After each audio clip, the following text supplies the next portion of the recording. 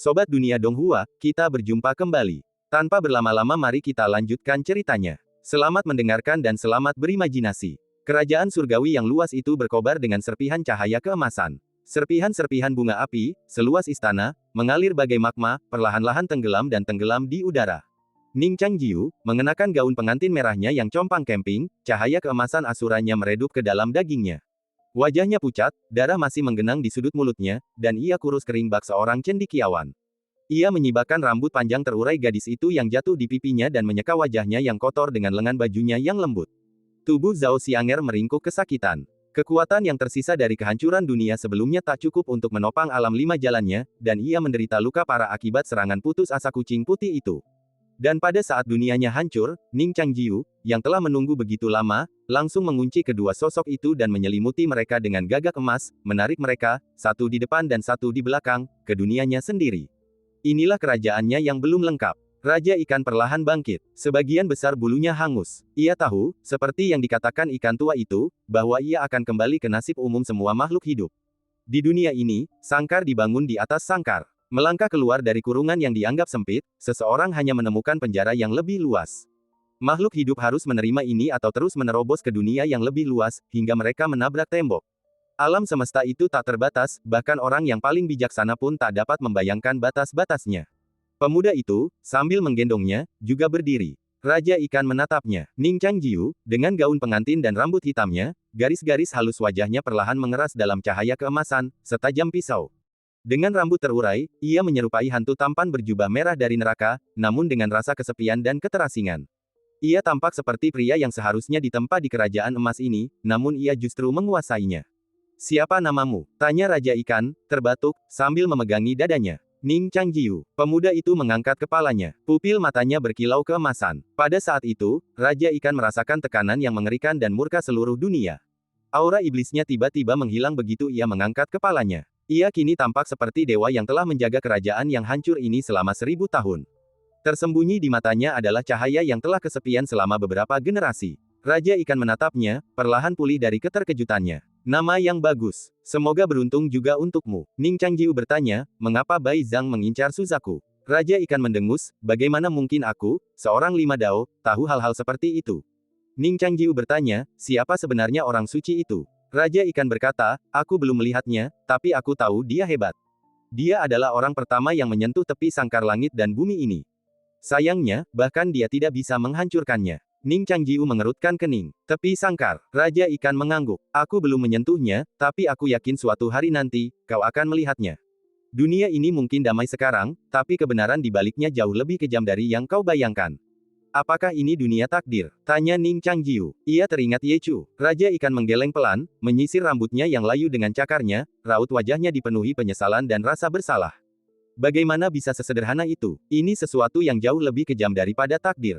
Orang bijak berkata bahwa kematian adalah satu-satunya jalan kembali bagi semua makhluk hidup. Setiap makhluk hidup memiliki takdir bawaannya sendiri, tetapi kematian adalah musim dingin abadi bagi segala sesuatu. Apalagi yang dikatakan orang bijak? Tanya Ning Changjiu, merenungkan arti kalimat itu. Raja ikan berpikir dengan saksama dan berkata, "Orang bijak mengatakan banyak hal, tetapi sangat sedikit yang telah diwariskan.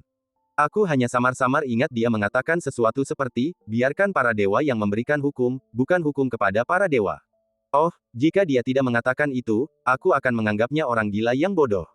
Ning Changjiu merenungkan arti kalimat ini dan mendesah pelan. Orang bijak itu layak menjadi orang bijak. Tapi dia tetap mati. Mati. Kita semua ikan di kolam. Sedalam apapun lumpurnya, itu tak berguna. Raja ikan teringat air tenang yang telah menjebaknya selama bertahun-tahun. "Semua kehidupan awalnya adalah ikan," kata Ning Changjiu tiba-tiba. Inilah sejarah yang dilihatnya melalui lintas waktu. Itulah awal mula kehidupan.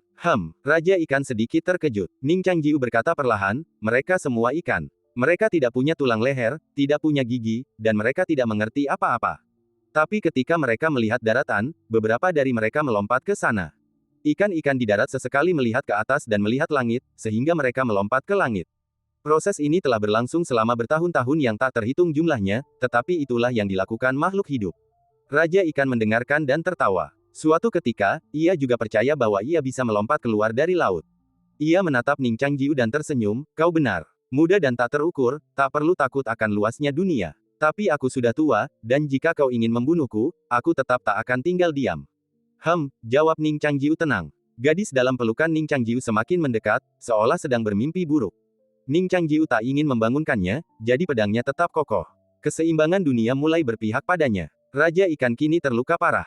Ia mengeong seperti kucing. Ia tak suka suara mengeongnya sendiri, suaranya terdengar seperti suara Kasim tua di istana yang dalam. Ini adalah pertempuran kedua di kerajaan bermata 10. Api di langit bagaikan kristal yang saling terhubung. Cahaya berpendar di mana-mana. Dunia begitu terang hingga tak ada satu bayangan pun. Meskipun begitu terang, Raja Ikan teringat malam hujan deras itu. Ning Changjiu juga teringat malam bulan purnama itu. Mereka saling memandang, dan melihat bayangan mereka sendiri di mata masing-masing. Tatapan itu penuh absurditas, rasa iba, dan tekad. Sosok mereka lenyap bersamaan. Di langit, aliran api seperti puing-puing menyeret ekor api yang ramping dan terus-menerus jatuh ke tanah. Lapisan permukaan reruntuhan dan debu di tanah terbakar abis, menampakkan material seperti cermin. Api semakin membesar, dan bayangan gagak emas menari-nari. Waktu berlalu. Yang pertama jatuh adalah Raja Ikan. Ia jatuh ke tanah, tubuhnya penuh luka, dan ia sekarat. Hehehe. Raja Ikan jatuh ke tanah, anggota tubuhnya berkedut, dan tawa tajam tiba-tiba keluar dari tenggorokannya. Ning Changjiu juga mendarat di tanah, langkahnya goyah.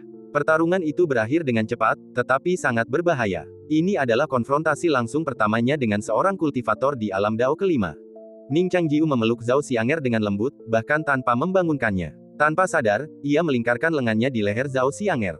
Dalam pertarungan ini, jauh dari menjadi beban, ia bahkan menemukan sinergi tertentu antara kekuatan Suzaku dan gagak emas, yang memungkinkan Zhao Xianger melepaskan jurus pedang yang lebih dahsyat. Puluhan ribu aliran api jatuh dari langit. Ning Changjiu membuka payung merahnya. Aliran api itu mendarat di payung, meledak menjadi bunga-bunga kecil. Berderak, berderak. Apa yang kau tertawakan? Ning Changjiu, yang tahu Zhao Xianger akan celaka, bertanya dengan bingung, mendengarkan tawanya yang melengking. Raja Ikan itu tidak menjawab. Ia ingat, hingga saat ini, akhirnya ia ingat. Tahun itu, ketika ikan tua itu melompat ke pantai dan ia telah mengupas sisiknya, ia menyesali keputusannya, merintih kesakitan, ia memohon padanya untuk melemparkannya kembali ke air. Namun ia tidak melepaskannya. Ia memeluk ikan tua itu erat-erat, menahan tubuhnya yang berlumuran darah namun tetap bersemangat. Dengan gemetar, ia membelah perutnya dan mengeluarkan gulungan rahasia itu. Ikan tua itu menatapnya dengan penuh penderitaan, dipenuhi dendam dan kebencian. Jadi inilah kebenarannya. Ia telah menipu dirinya sendiri, menciptakan kisah indah, menceritakannya pada dirinya sendiri siang dan malam hingga ia mempercayainya. Itulah mengapa ia begitu terobsesi untuk mencari jalan keluar bagi ikan itu. Ia ingin menyempurnakan kisah palsu ini. Di balik keyakinan ini, bahkan ia pun mempercayainya, tersimpan keburukan dan keserakahan yang berlumuran darah. Lebih baik tidak tahu. Akulah Raja Ikan, kook, hahaha. Kucing putih itu meringkuk di tanah, tertawa terbahak-bahak. Di sini, cahaya memenuhi segala arah, dan kegelapan di dalamnya tak lagi bisa bersembunyi. Dalam gemerlap cahaya, ia tertawa liar, gila, dan terhuyung berdiri. Dengan keempat anggota tubuhnya, bagaikan singa, ia menerkam Ning Changjiu. Ning Changjiu menghunus pedangnya ke depan. Raja Ikan menerjang pedang itu. Bilahnya menembus dada, darah berceceran. Akulah Raja Ikan, akulah Raja Ikan. Ia meraung dan tertawa liar. Ada banyak monster seperti itu di dunia. Mereka adalah monster yang telah menjadi gila. Di akhir hidupnya, ia menatap Ning Changjiu dan meraung aneh. Bunuh dia, kau harus membunuhnya. Jangan sepertiku, jangan sepertiku. Rambut Raja Ikan berdiri. Ia mengucapkan kata-kata terakhir. Pupil iblis meredup, dan rambut yang telah meledak menjadi kaku. Raja Ikan mati begitu saja. Setetes darah memercik dan mendarat di leher Zhao Xianger. Itu adalah kacang merah yang tertinggal di salju. Ia bersenandung pelan dan perlahan terbangun. Ia jatuh dari pelukan Ning Changjiu dan mendarat dengan lembut di tanah. Zhao Xianger memandangi tubuh kucing putih itu, terdiam cukup lama, lalu berkata, "Terima kasih." Ning Changjiu tersenyum dan berkata, "Suami dan istri adalah burung dari hutan yang sama." Hah? Zhao Xianger bingung. Ning Changjiu berkata, "Kita tidak akan pernah mendapatkan bagian yang kedua." Zhao Xianger tersenyum, "Itu cocok." Ning Changjiu menatapnya, berjongkok di atas mayat kucing putih itu, dan bertanya, "Apa yang kau cari?" "Pil iblis," kata Zhao Xianger. Ning Changjiu menyerahkan pedang payung itu. Zhao Xianger menggelengkan kepalanya sedikit, berkata dengan tenang, "Tidak ada pil iblis di pedang itu." "Tidak ada pil iblis." Ning Changjiu bingung. Bagaimana mungkin iblis tidak memiliki pil iblis? Saat ia bertanya, sosok kucing putih itu menghilang menjadi debu. Hanya sebuah gulungan yang tersisa di tanah. Itu adalah gulungan rahasia yang diambilnya dari perut ikan tua itu. Zhao Xianger mengambilnya. Ia tidak melihatnya, melainkan hanya meletakkannya di tangan Ning Changjiu dan berbisik, "Aku pergi." "Aku tahu." Ning Changjiu memiringkan payung merah di atas kepalanya. Zhao Xianger menggenggam tangannya. Api di payung merah itu meredup. Dunia gagak emas tertutup rapat. Di langit malam, pedang Lu Jiajia sepenuhnya menindas Sue Yuan yang terluka parah. Meskipun serangan pedang dekrit surgawi Ning Changjiu sebelumnya gagal membunuhnya, serangan itu telah menimbulkan trauma yang mengerikan dan tak dapat dipulihkan. Sue Yuan masih berjuang mati-matian, tetapi ia tahu itu sia-sia. Dengan kematian Raja Ikan, ia akhirnya bisa menunggu kematian. Seekor gagak emas menembus malam, cahayanya menyinari wajah Sue Yuan. Ia menyipitkan mata dalam cahaya terang dan menatap Zhao Xianger. Kerajaan Tuhan telah bangkit. Aku bersedia untuk setia. Kata-katanya terbata-bata, hampir memohon. Ekspresi Zhao Xianger dingin, dan ia tak berkata apa-apa. Ning Changjiu memegang pedangnya, menusuk tubuhnya. Angin dan salju pun lenyap. Dua helai bulu berguguran. Satu berwarna putih es, yang lainnya berwarna emas bagai kilat. Zhao Xianger menghampiri dan menggenggamnya. Sue Yuan pun berubah menjadi sehelai bulu. Aku berhasil, kata Ning Changjiu tiba-tiba. Yah, kau benar-benar telah mengingkari janji kita. Terima kasih, dan saudari Lu. Zhao Xianger memandangi mereka, mengumpulkan kedua helai bulu di telapak tangannya, dan membungkuk dalam-dalam setelah berdiri diam. Lu Jiajia tersenyum lemah dan juga membungkuk sedikit. Ning Changjiu tersenyum dan berkata, bukan itu yang kumaksud. Hah? Tanya Zhao Xianger bingung. Ingatkan hari-hari di kota kekaisaran, ketika kita baru bangun tidur. Ning Changjiu tersenyum mengenang. Jiajia sedang meracik obat, dan kita mengobrol di tempat tidur. Kau bercanda bahwa aku cantik, begitu menawan sampai-sampai aku bisa membuat ikan tenggelam ke dasar air dan angsa jatuh ke tanah. Asteris ikan dan angsa Chen. Jatuh ke dasar air. Zhao Xianger menatap Raja Ikan yang telah mati dan Yuan terbang salju yang telah berubah, tertegun sejenak sebelum tersenyum. Saat itu, mereka hanya bercanda. Sebuah ramalan telah menjadi kenyataan. Kau benar-benar mengingat semuanya, kata Zhao Xianger. Ning Changjiu tertawa, aku sudah merekam semua yang kau katakan untuk mengejekku. Zhao Xianger melihat pakaiannya dan tersenyum, ya, Taois Ning tidak hanya semakin menawan, dia juga semakin kuat. Taois Ning, kau sangat asing denganku, kau pantas dihukum, kata Ning Changjiu. Bagaimana mungkin suamiku ingin menghukumku? Zhao Xianger tersenyum. Aku akan menghukummu dengan memastikan kau tidak melupakanku. Baiklah, jawabnya. Api menyala di langit. Langit malam tampak seperti lautan api. Siluet burung vermilion melintas. Saudari Lu, Zhao Xianger tiba-tiba berbicara. Tatapan mata Lu Jiajia melembut. Zhao Xianger menjawab dengan ragu, ada sesuatu yang selalu ingin kulakukan. Ada apa? Tanya Lu Jiajia. Zhao Xianger mendekat, sedikit membungkuk, lalu tiba-tiba mencondongkan tubuh ke depan, membenamkan kepalanya dalam pelukan lembut, menjulang, dan penuh amarah itu. Pipi Lu Jiajia sedikit memerah, dan ia menatap Ning Changjiu dengan agak bingung. Ning Changjiu menatap mereka dengan lembut. Di belakang mereka, bayangan burung-burung turun, dan api memenuhi langit. Langit seterang siang hari. Semua bintang ditelan cahaya terang siang hari. Bayangan merah tua melayang tinggi dalam cahaya yang cemerlang, bahkan melampaui gagak emas. Zhao Xianger dengan enggan mengangkat kepalanya dari kelembutan yang telah lama ia pendam. Mereka menyadari lokasi mereka telah berubah. Bukan lagi langit di atas kota kekaisaran, melainkan dunia hampa putih. Mereka merasa seperti berdiri di atas es, api di atas mereka terpantul di salju. Saat cahaya tiba-tiba itu memudar, penglihatan mereka perlahan kembali ke pupil mereka. Ketiganya akhirnya melihat sosok pendatang baru itu. Itu adalah seekor burung raksasa, tak terlukiskan, dan misterius. Setiap bulunya seukuran manusia. Jika wujud aslinya terungkap, sayapnya yang terbentang mungkin telah menutupi seluruh negara bagian Zhao. Tidak seperti burung phoenix, dengan bulu berwarna pelangi, tubuhnya berwarna merah tunggal, cerah, namun merah tua murni. Permukaannya menyerupai sungai magma yang luas, terus-menerus meletus, percikan api beterbangan dan membakar. Magma mengalir dan bergeser mengikuti garis luar yang spesifik dan agung, bentuknya yang persis mustahil digambarkan kapanpun. Ini mungkin bayangan burung vermilion. Wujud mistisnya terbungkus lava cair. Namun, tekanan yang ditimbulkannya tetap tak berujung. Itu adalah tekanan ganda bagi mata dan jiwa. Saat gagak emas melihatnya, ia buru-buru mengikuti alis Ning Changjiu dan bersembunyi di rumah ungu.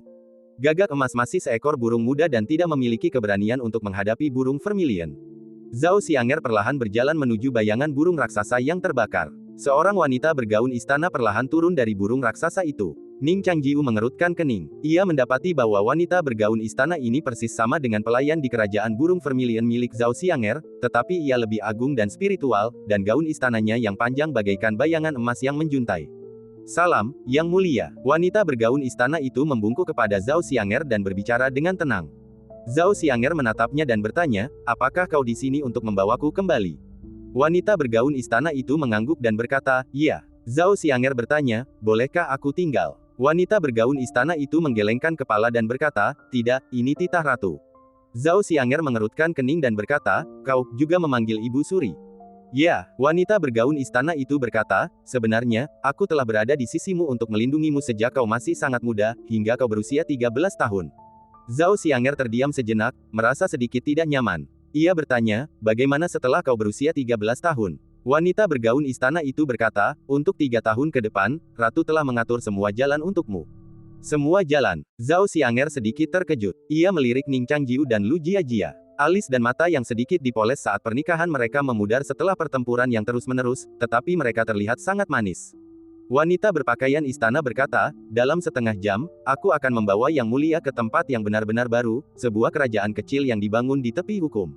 Anda akan menyelesaikan pelatihan terakhir Anda di sana. 7 tahun dari sekarang, gerbang kerajaan Suzaku akan terbuka, dan Yang Mulia dapat kembali menemui Ratu. Ibu, Zhao Xianger ragu sejenak, lalu berkata, jika mereka mendengar rahasia ini, apakah ibu akan marah? Ia takut jika ia mengajukan pertanyaan yang keterlaluan, Ning Changjiu dan Lu Jiajia akan dibunuh dengan dalih bahwa orang mati paling pandai menyimpan rahasia. Wanita berpakaian istana berkata, jika Anda mempercayai mereka, Ratu tidak keberatan. Zhao Xianger mengangguk sedikit, menghela napas lega. Lalu untuk apa Anda di sini? Tanya Zhao Xianger. Untuk membawa Yang Mulia pulang dan menjawab pertanyaan Anda. Wanita berpakaian istana itu berkata dengan serius, apakah Yang Mulia punya pertanyaan? Zhao Xianger berpikir sejenak, lalu berkata dengan serius, saya punya. Silakan bertanya, kata wanita berpakaian istana dengan hormat. Zhao Xianger bertanya, siapa ibuku? Wanita berpakaian istana itu menjawab, ibuku adalah penguasa kerajaan ilahi Suzaku, Dewa Suzaku. Tidak ada suara asing dari langit maupun bumi, tetapi semua orang bisa mendengar guntur di telinga mereka. Bahkan Zhao Xianger, yang telah lama menduga hal ini, agak terguncang setelah benar-benar memastikannya. Nanzu adalah negara kecil di dunia, dan Zhao adalah negara yang lebih kecil lagi di sudut Nanzu. Dan Dewa Suzaku, adalah salah satu dari 12 makhluk terkuat di dunia. Bagaimana mungkin dia putrinya? Apakah aku anak kandungnya? Tanya Zhao Xianger ragu. Wanita berpakaian istana itu berkata, Yang Mulia diciptakan oleh permaisuri. Semua makhluk yang diciptakan permaisuri adalah putri-putrinya. Dan kau, dia adalah kesayangannya. Zhao Xianger melirik bulu yang dipegangnya di konstruksi es dan guntur yang baru dan bertanya, apakah aku juga makhluk seperti itu? Wanita berpakaian istana itu berkata, itu sesuatu yang tidak bisa kukatakan padamu. Kalau begitu, katakan apa yang kau ketahui, kata Zhao Xianger. Wanita berpakaian istana itu berkata, aku hanya bertanggung jawab untuk menjawab pertanyaan. Ning menatapnya lama, lalu tiba-tiba bertanya, apakah pertunanganku dengan Xianger juga diatur oleh permaisuri sendiri? Wanita berpakaian istana itu menjawab dengan dingin, aku hanya menjawab pertanyaan Yang Mulia. Zhao Xianger berpikir sejenak, lalu berkata dengan serius, aku ingin tahu apakah takdir yang telah diatur ibuku untukku sejalan dengan takdir yang telah kujalani. Wanita berpakaian istana itu berkata, kau telah menyimpang dari jalan berkali-kali, tetapi akhirnya kau tiba di sini.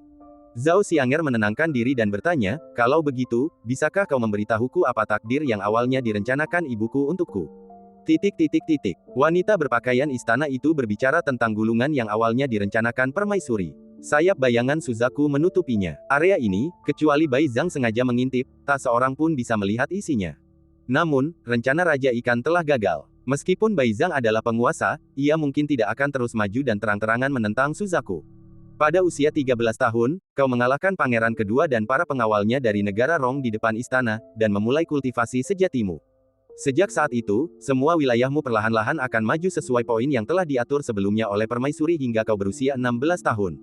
Saat itu, kau telah mencapai puncak alam abadi. Berkat garis keturunan dan kemampuanmu yang unik, alam abadimu sebanding dengan umur panjang.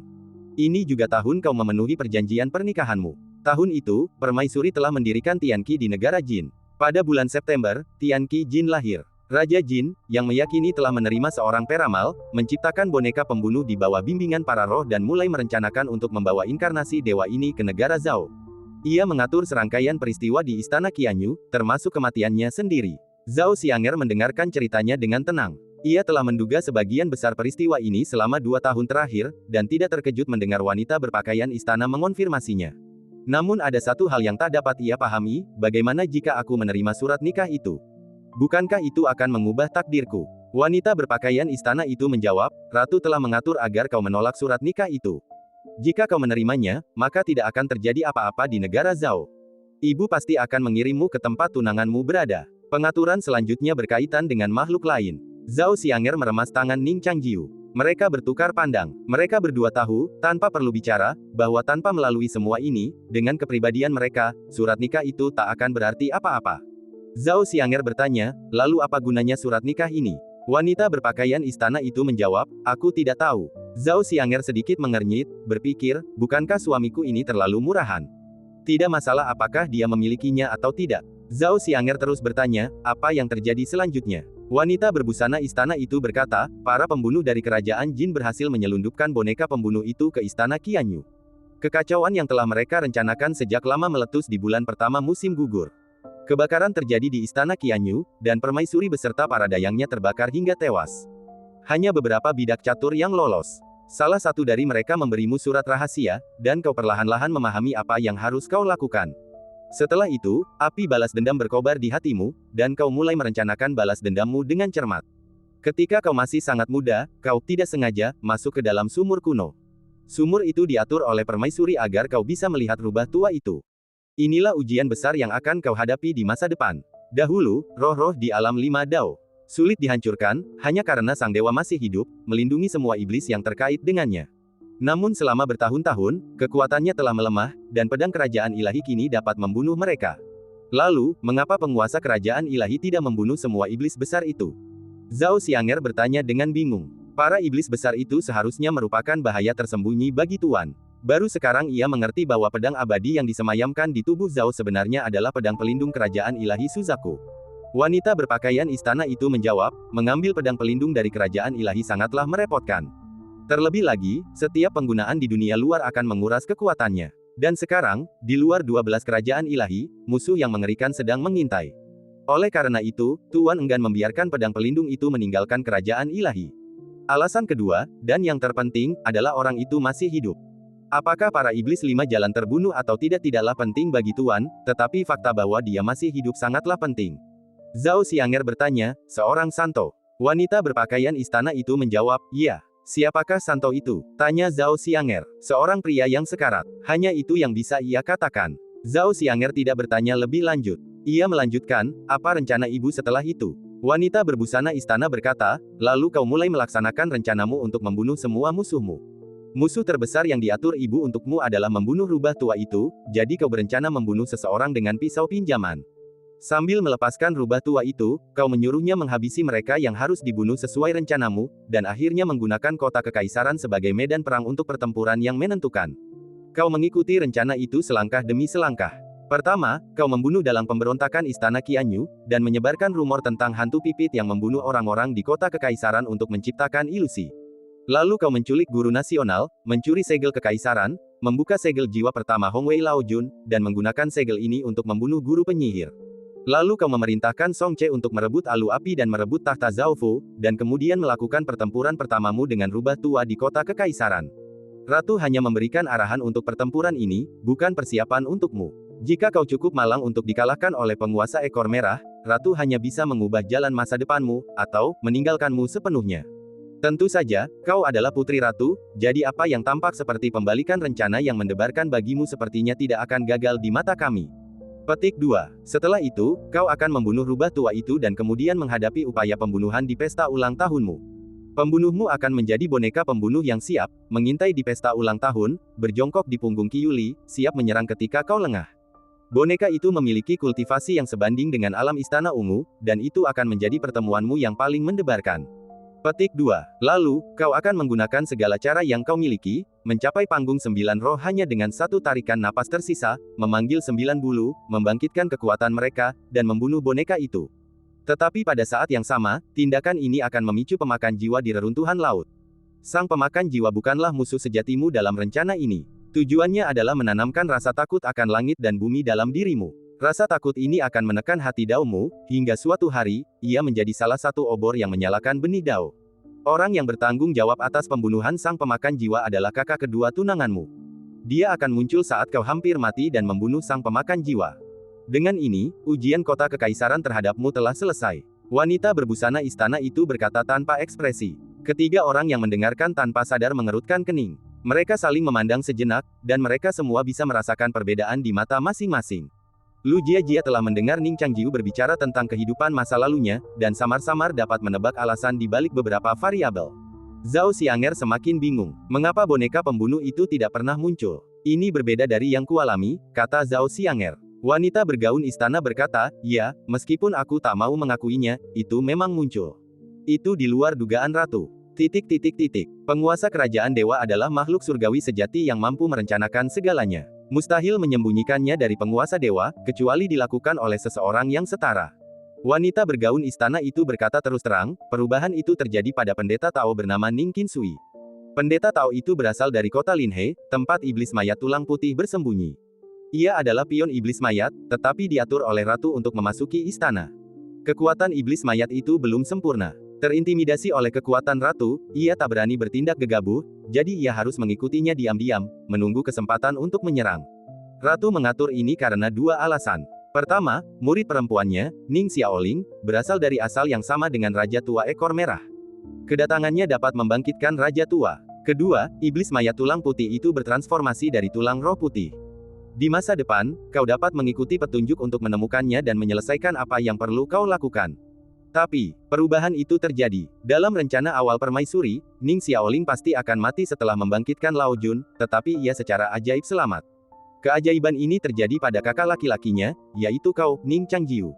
Wanita berbusana istana itu menatapnya dan berkata, boneka pembunuh itu akan memanggil roh jahat yang kuat dan tak mau mati dari langit dan bumi, membiarkannya memasuki tubuhnya yang seperti wadah, lalu mengintai di istana, menunggu untuk membunuh yang mulia.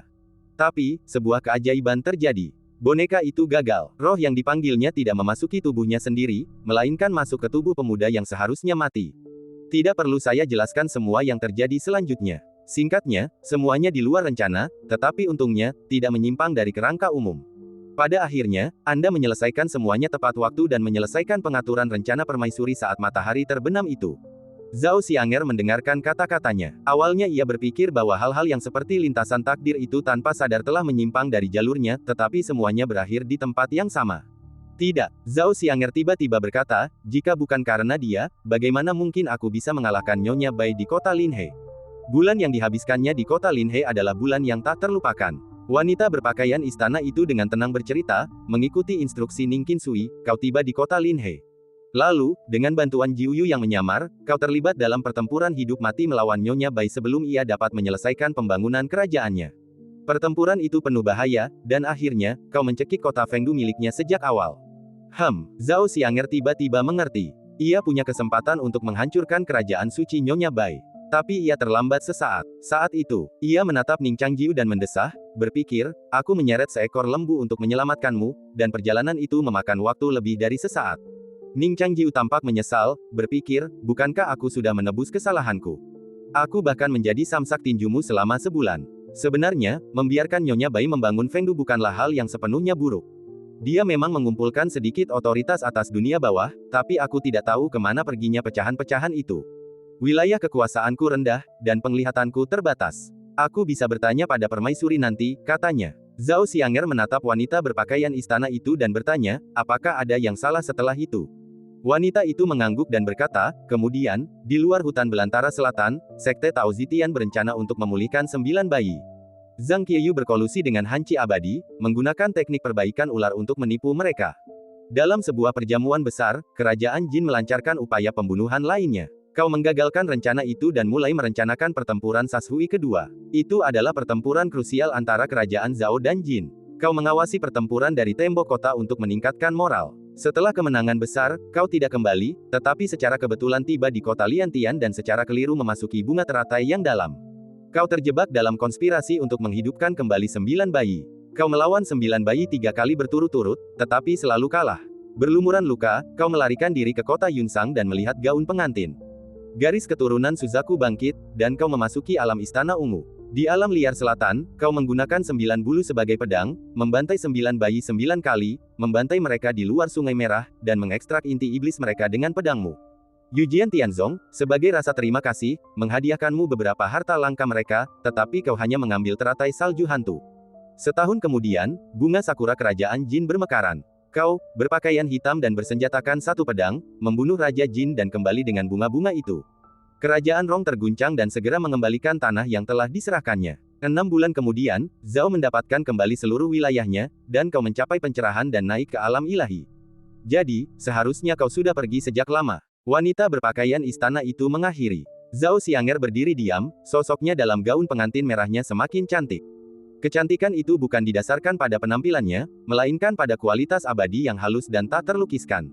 Pertempuran pasir dan air kedua, yang seharusnya terjadi, tak pernah terjadi karena ia mengetahui kematian Ning Changjiu di perjamuan itu dan membatalkannya. Ning Changjiu mengerti bahwa insiden ini adalah kesalahannya. Jika ia tidak jatuh ke dasar puncak Tianku, menyebabkan kekacauan di puncak bagian dalam, Tuan Hanci mungkin tak akan memulai rencananya secepat ini. Kemunculan Jiu Ying lebih awal dari yang diperkirakan. Bagaimana mungkin takdir bisa mengubah segalanya begitu drastis? Zhao Xianger berdiri di sana sejenak, merenung. Senyum tipis tak berdaya tersungging di wajahnya. Lalu kenapa aku belum pergi? Setelah itu, ia mengerti, karena pil iblis. Ya, kata wanita berpakaian istana itu. Kau masih kekurangan satu pil iblis.